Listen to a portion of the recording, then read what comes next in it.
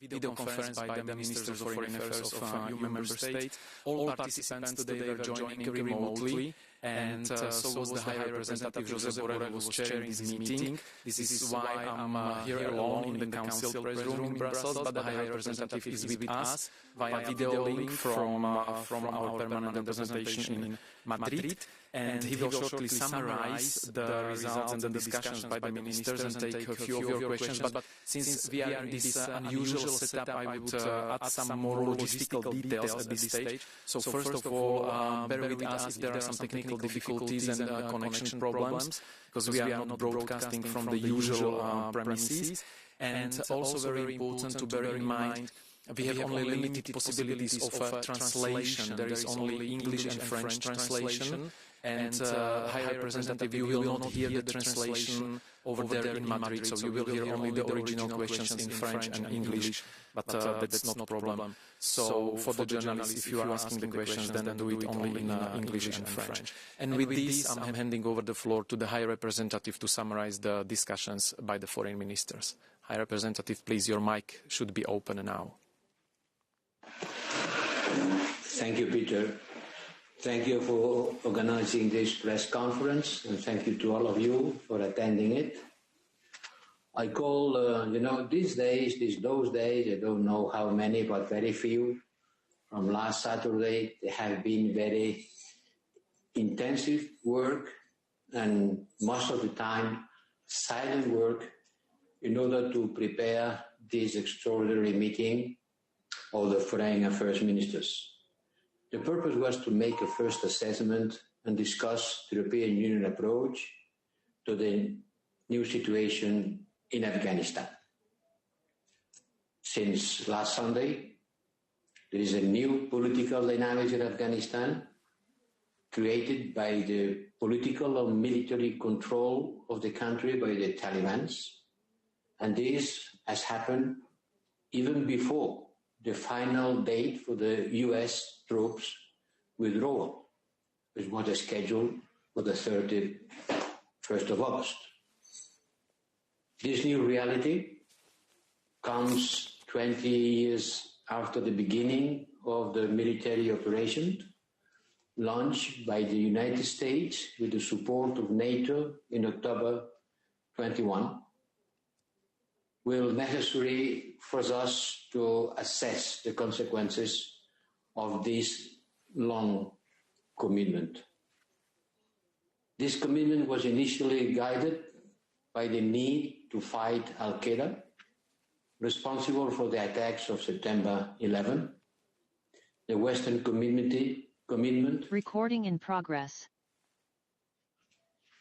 And there is something. It's okay, there was a technical glitch, but we can hear and you can continue. This is a message in the screen saying that this meeting is being recorded. Yes, it's recorded and broadcast as well, so this is just technical information. Okay, take this notice out, please. So I was saying that the commitment was to destroy Al-Qaeda, but this commitment gradually shifted to the construction of a modern state, shifted to a nation-building purpose.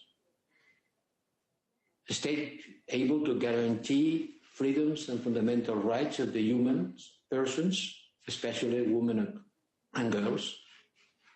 Today, 20 years later, we can say that the first part of the mission succeeded and the second, not.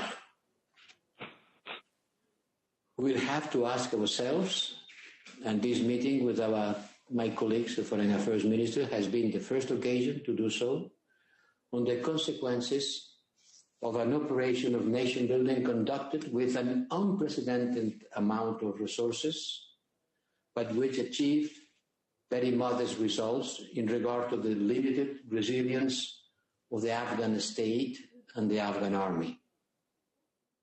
And I think that all over the world, similar operations will lead to similar results as long as the nation-building process does not appear as something homegrown process, something where people participate and empower. So This meeting has been a good occasion to discuss about all that. And over the last few days, I was in touch in order to prepare this meeting with a number of partners, including the Secretary General of NATO, Stoltenberg, and the US Secretary Blinken, in order to know which were the situation in the ground. And the situation in the ground is very fluid. It's becoming at a certain moment dangerous for the people who have been working and supporting our work, Afghanistan people. And the main conclusions of this meeting has been that the first objective, the priority, is to ensure the evacuation in the best conditions of security of the European nationals still present in the country, and also of the Afghan citizens who worked relentless with us for more than 20 years if they want to leave the country. We cannot abandon them, and we are doing everything we can in order to bring them and to offer them shelter in the European Union member states.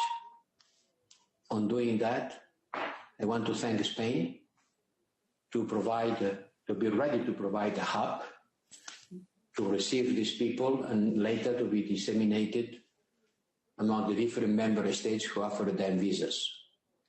Also, we want to thank Italy for offering air bridge facilities, France for providing military security on the ground, and all member states for allowing the visa required for almost 400 people and their families who have been working on support of our delegation and our missions in Afghanistan. The work is in process. We are very much aware of the difficulties. I coordinated yesterday with Secretary of State Blinken. I informed my colleagues today. And our engagement is to continue working in order to do everything we can in order to take these people out of Afghanistan. Not only them, also a lot of people from the civil society, journalists, intellectuals, media, that also can be afraid of the new situation. Second, we have to ensure that the new political situation created in Afghanistan by the return of the Taliban does not lead to a large-scale migratory movement towards Europe. And we need to coordinate between the European Union member states and the transit countries. It will be high in our agenda, and we will have to support the transit and neighbors countries of Afghanistan.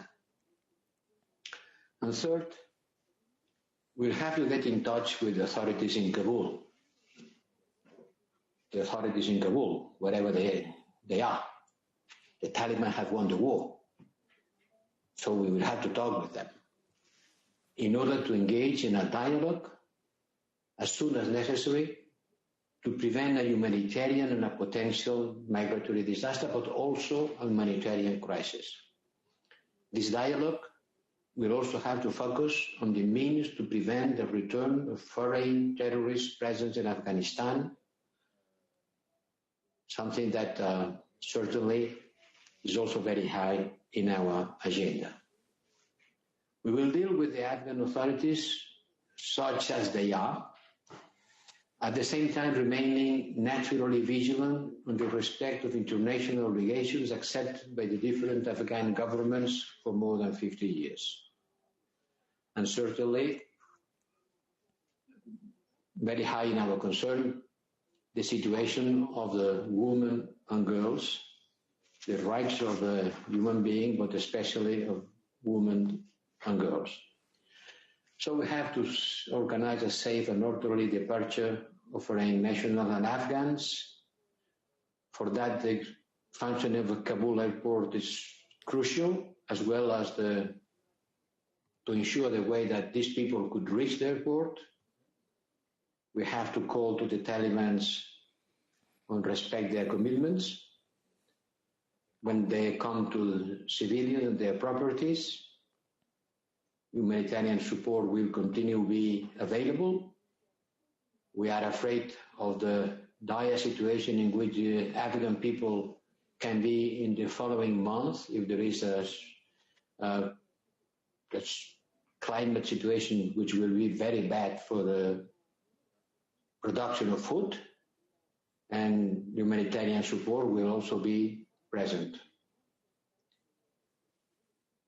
And this is more or less what I have to say about what we have discussed today.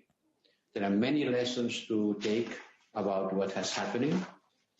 We have to recognize that mistakes has been made, especially about the evaluation of the military capacity of the Afghan army to resist the Taliban offensive.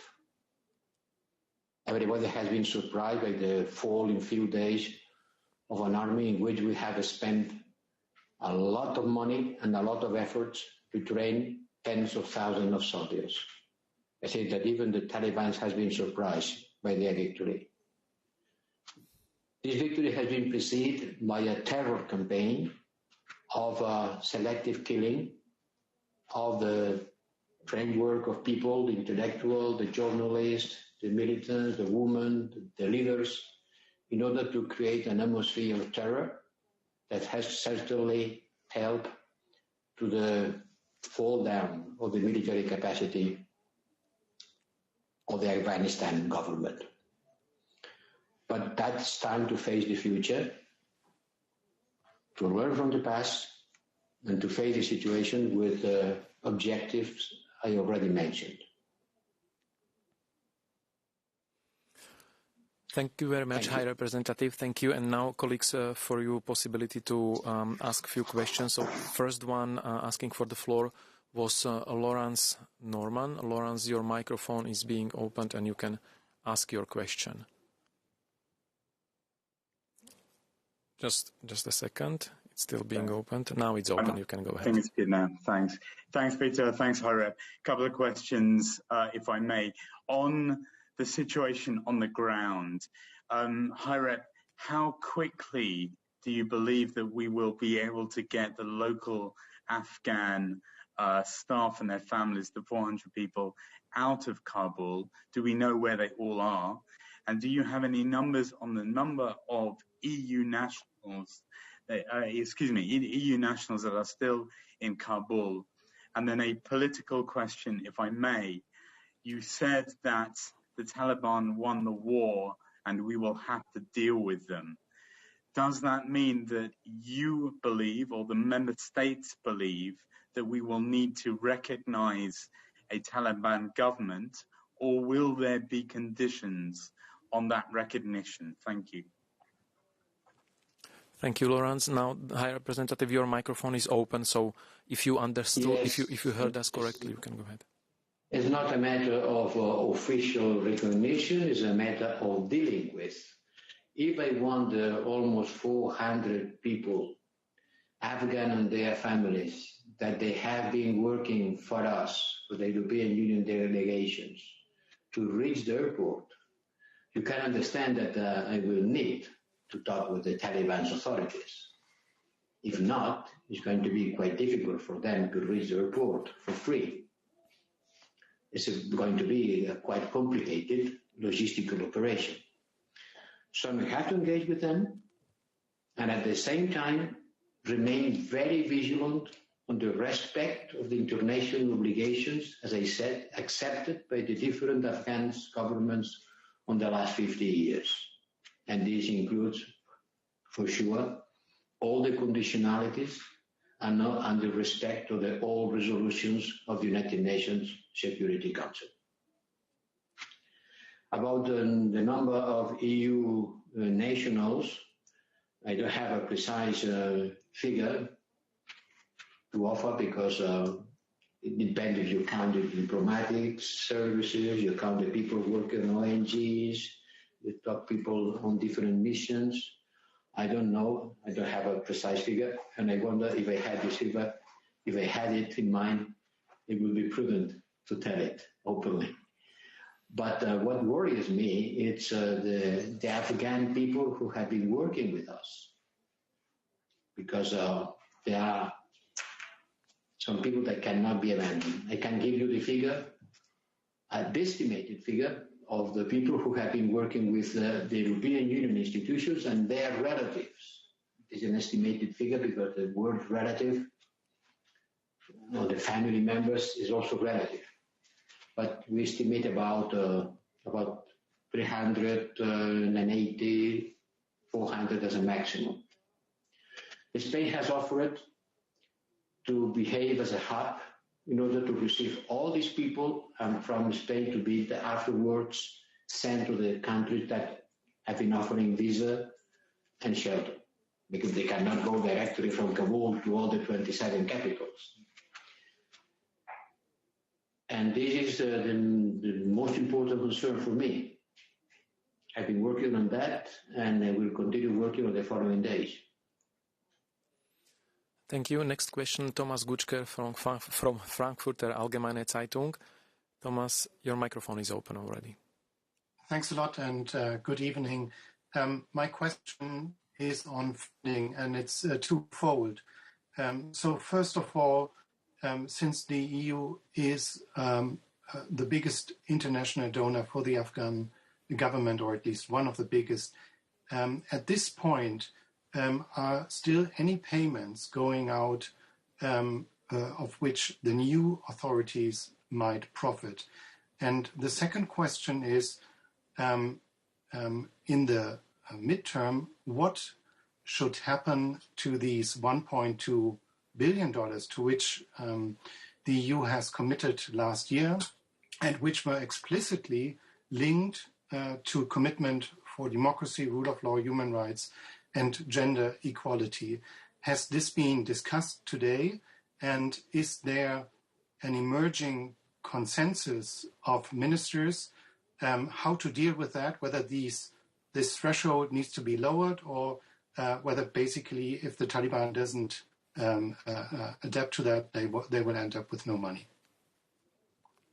Thank you, Thomas. High Representative, over to you.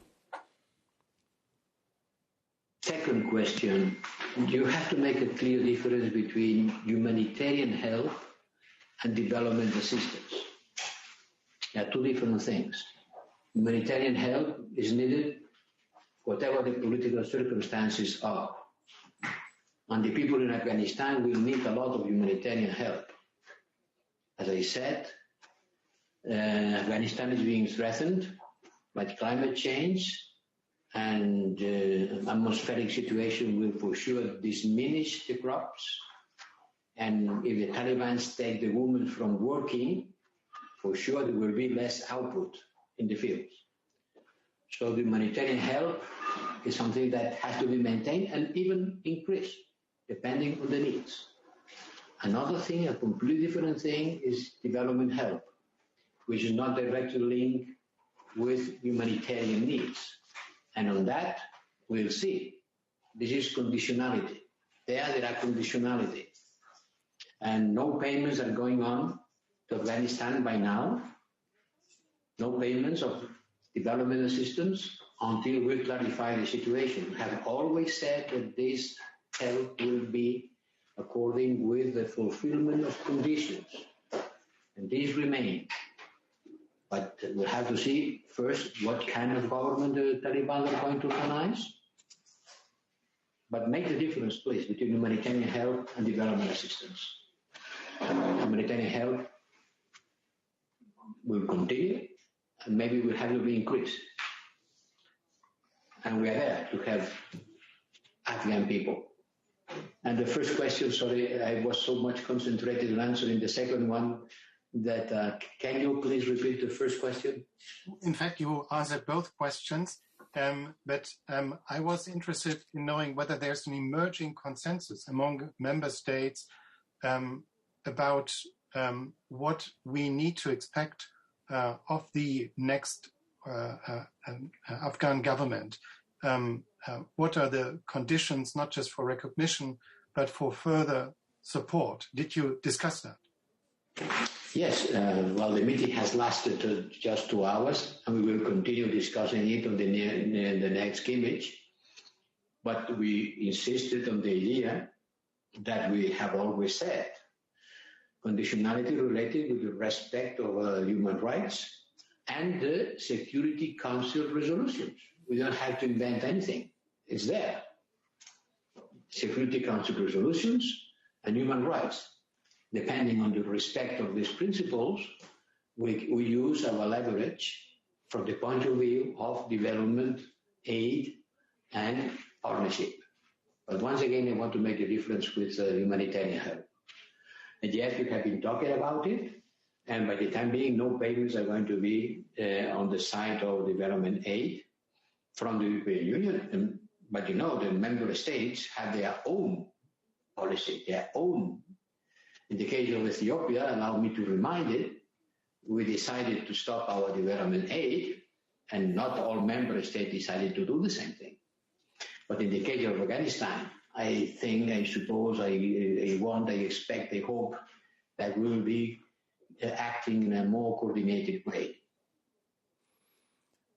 Thank you. Next question, Jacopo Barigazzi from Politico. Jacopo, your microphone is about to be open and will be open any second. It's open. Jacopo, you can go ahead. Thanks.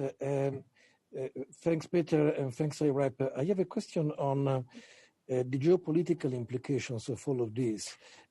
Whether you are concerned that the outcome will be that China will have a stronger role there in that part of Asia.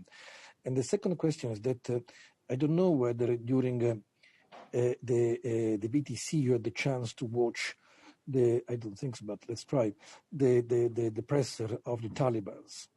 And it was an hour-long presser, and they tried to describe themselves as more moderate, as different from the Taliban of 20 years ago. So here my question is, are you already in touch with the Taliban? Are you discussing with them? And do you think that it's credible that the Taliban of today are different from the Taliban of 20 years ago? Thanks again. Thank you, Jacopo. High Representative. Look, two very different questions. First, these developments, for sure, they are going to have a wide-ranging impact on regional and international security. That's why we have to work closely with the US. But at the same time, I think that what has happened shows that Europe needs to develop this famous strategic autonomy in order to be ready to face challenges that affect us directly.